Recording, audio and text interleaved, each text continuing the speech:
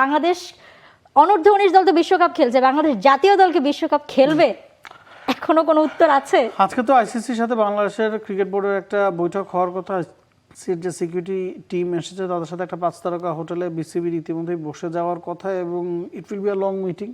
নিশ্চিতভাবে আপনি আসে 1-2 ঘন্টার মধ্যে ফলটা পাবেন না এবং বিসিবির সাথে যে বৈঠকটা আইসিসির সিকিউরিটি প্রতিনিধি দলের হবে তারা কতটা খোলাসা করবে সেটাও একটা শঙ্কা আছে। কারণ আপনি বের হয়ে বলে দিতে পারেন না যে এখান থেকে এই ধরনের ফল এসেছে। ইটস বিকজ এটা শুধু ক্রিকেটীয় ডিসিশন না, এখানে গভর্নমেন্ট জড়িত এবং গভর্নমেন্ট জড়িত থাকার কারণেই আপনি খুব শিগগিরই যে ফল পাবেন তা না। লেটেস্ট যেটা দেখছিলাম ভারতীয় মিডিয়াতে যে ভারতীয় ক্রিকেট বোর্ড থেকে বা আইসিসির তরফ থেকে জানানো হয়েছে যে শরফুদ্দুল্লাহ শৌকত, যিনি বাংলাদেশের এলিট প্যানেলের আম্পায়ার, তিনি কিন্তু বর্তমানে ভারতে অবস্থান করছেন এবং ভারত নিউজিল্যান্ড সিরিজটা পরিচালনা করছেন।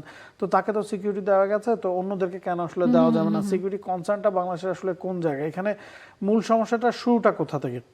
শুরুটা হচ্ছে মুস্তাফিজকে রিলিজ করে দিয়েছিল কলকাতা নাইট রাইডার্স। সেখানে আমরা ধরে নিয়েছি যে নিরাপত্তা দেওয়া যাবে না এবং যেহেতু উগ্র মৌলবাদী সংগঠনগুলোর হুমকি আছে, মুস্তাফিজ কলকাতার হয়ে খেলতে গেলে সেখানে একটা মবের তৈরি হতে পারে বা অস্বাস্থ্যকর পরিবেশ তৈরি হতে পারে, সেখানে বিশৃঙ্খলা থাকতে পারে। সে কারণেই মুস্তাফিজকে কেকেআর রিলিজ করেছে। এখন ওই অফিসিয়াল যে স্টেটমেন্ট সেখানে কোথাও লেখা ছিল না যে নিরাপত্তার কারণে, কিন্তু ব্যাক অফ দ্য মাইন্ড এটা সবাই জানে নিরাপত্তার কারণেই, নিরাপত্তা দিতে না পারার কারণে মুস্তাফিজকে ছেড়ে দেওয়া হয়েছে। তখন ক্রিকেট বোর্ড বলছে আপনি যদি একজনকে নিরাপত্তা দিতে না পারেন পুরো দলকে নিরাপত্তা দেওয়ার তো প্রশ্ন ওঠে না। এখন এখানে আরেকটা বিষয় ভাবনার আছে যে আইপিএল কর্তৃপক্ষ এবং বিসিসিআই দুটো আবার কিন্তু ভিন্ন অর্গানাইজেশন।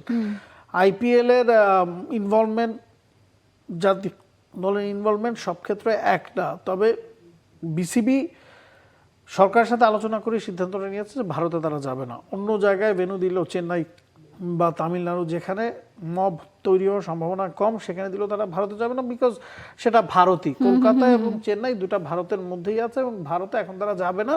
এবং এটা আসলে বিসিবি যতটা না সিদ্ধান্ত, তার চেয়েও ক্রিকেট বোর্ডের চেয়ে বাইরে গভর্নমেন্টের সিদ্ধান্ত বেশি। কারণ এই ধরনের ক্ষেত্রে গভর্নমেন্টই অনেকাংশে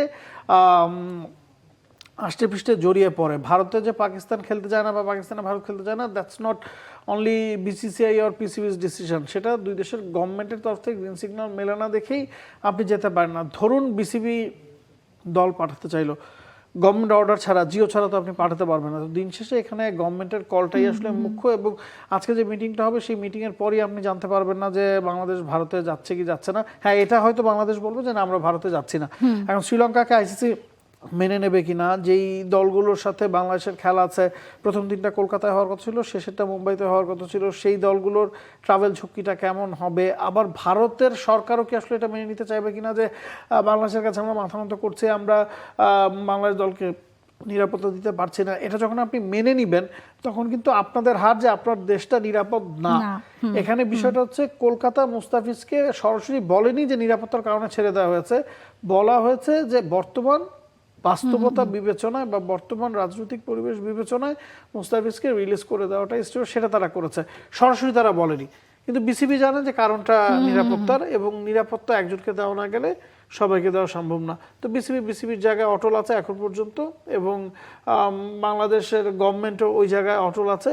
এখন বলটা আসলে তাদের কোর্টে, তারা এখানে বাংলাদেশকে চায় কিনা, চাইলে সেটা কিভাবে চায়, হাইব্রিড পদ্ধতি তারা দিবে কিনা, শ্রীলঙ্কায় দেওয়া আর মতো সময় আছে কিনা, এটাও এখন একটা বড় বিষয়। ইটস বিকজ অনেকখানি সময় কেটে গেছে এই দর কষাকষি, মাত্র 21 দিন আছে, 10 দিনের উপর কিন্তু এই আলোচনা চলছে। আপনি যদি এটাকে একটু শর্টিং করতেন আপনার হাতে সময় থাকতো। এখন এটা যত লেন্দি করা হচ্ছে মনে হচ্ছে যে সময় আরো কমে আসছে, সেক্ষেত্রে আসলে কি হবে সেটা বড় প্রশ্ন। এটা আসলে দিনের সাথে সাথে সময়ের সাথে সাথে আরো জটিল থেকে জটিলতর হচ্ছে। এবং আমরা তো বিভিন্ন সংবাদ মাধ্যম বলেন, বিভিন্ন জায়গা থেকে শুনছি যে শুধুমাত্র এই যে বিসিবি না, যেহেতু এখানে গভর্নমেন্ট জড়িত, সো আইসিসির প্রতিনিধি যে দল তারা গভর্নমেন্টের সাথেও বসতে পারেন, কথা বলতে পারেন। এবং ভারতীয় মিডিয়া থেকে বা বিভিন্ন জায়গা থেকে বলা হচ্ছে যে এখন ভারতীয় মিডিয়াতে তো আসলে পোর্ট্রে করা হচ্ছে যে গেল 1-1.5 বছর ধরে বাংলাদেশে ভারতীয়দের উপর হিন্দুদের ওপর সনাতন ভারতীয় ধর্মাবলম্বী, তারাই এমনও বলছে হ্যাঁ, যে হ্যাঁ। হিন্দুদের না ভারতীয়দের উপর আসলে জুলুম চলছে, হ্যাঁ। সেটা তো বাংলাদেশে কোথাও চলছে বলে মনে হয় না, সেটা তো কোথাও নাই, সেটা তারা পোট্রে করছে ভারতীয়দের, শুধু হিন্দুদের না। আমি গতকালকেও দেখছিলাম কিছু পত্রপত্রিকা বা লাইভ কনভারসেশন, সেখানে বলো যে ভারতীয়দের উপর, সেটা তো আসলে মিথ্যা। হিন্দুদের উপরে যদি আপনি বলেন সেটাও আসলে মিথ্যা। ইটস বিকজ আপনি যদি দেখেন যে আপনি ধরুন যে গেল এক মাসে কতজন মারা গিয়েছে, সেখানে মুসলিম কতজন, হিন্দু কতজন, এমন তো না যে শুধুমাত্র হিন্দুদের উপর অ্যাটাক করা হচ্ছে। বা এটা বিচ্ছিন্ন ঘটনাকে আপনি যখন বড় করে দেখাবেন, সেই মিডিয়া তারা তাদের যেই পিআর এর শক্তি আছে, তাদের যেই পাওয়ার আছে, মিডিয়া পাওয়ার বলুন বা পিআর এর পাওয়ার বলুন, তারা সেটাকে তাদের মতো করে আসলে ব্যবহার করছে। এটা প্রতিটা দেশ তাদের মতো করেই করবে। এখন আমরা কতটা ঐক্যবদ্ধ আছি, আমরা আমাদের জায়গায় কতটা শক্ত আছি, সেটা আসলে নির্ধারণ করবে যে বাংলাদেশ কি করবে। ওইটাই দেখছিলাম যে ভারতীয় আপনি যত মিডিয়া বলেন, যারাই এই যে এই এক্সকিউজ বলেন বা যেটা যে যুক্তিগুলো তারা দিচ্ছে, তারা কিন্তু সব ধরেন পেপার কাটিং থেকে শুরু করে নিউজ কাটিং সব তাদের দেশের। আপনি কোনো ইন্টারন্যাশনাল কোনো নিউজ দেখবেন না, বা বাংলাদেশের কোনো মিডিয়া না, কোথাকার না, তাদের দেশেরই নিউজ তারাই তারাই তৈরি করছে, তারাই বলছে। ব্যাপারটা আসলে এরকম হয়ে গেছে। তো যাই হোক, জল ঘোলা হতে হতে এখন তো অনেক দূর চলে গেছে। নাবিল, এখন বাংলাদেশ মানে ধরেন সমাধানের কথা যদি যেটাই বারবার আসছে, শ্রীলঙ্কায় বাংলাদেশ যেতে পারে। এখন শ্রীলঙ্কায় যদি বাংলাদেশ যায়, বাংলাদেশের পুরো গ্রুপটাকে টেনে নিয়ে যাওয়া হবে নাকি শুধুমাত্র ধরেন বাংলাদেশকে, যদি একটা টিমের পরিবর্তে বাংলাদেশকে শিফট করা যায় শ্রীলঙ্কার গ্রুপ থেকে একটা দলকে এনে? গ্রুপ আছে কয়টা? হ্যাঁ, চারটা।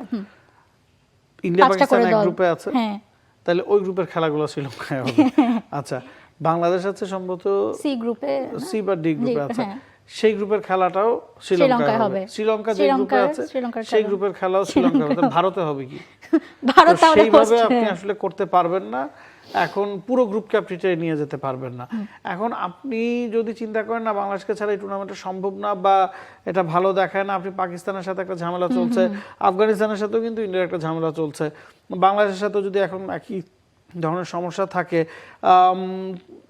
আমার কাছে মনে হয় যে স্পেসিফিক ম্যাচকেই আপনার টেনে নিয়ে যেতে হবে। ইটস বিকজ মানে যদি শুধু বাংলাদেশকে শিফট করা হয় অন্য একটা দলের সাথে চেঞ্জ করে, বা চেন্নাই খেলা দিতে যাচ্ছেন, আপনার মুম্বাই থেকে চেন্নাইয়ের দূরত্ব কতটুকু এবং মুম্বাই থেকে কলম্বোর দূরত্ব কতটুকু?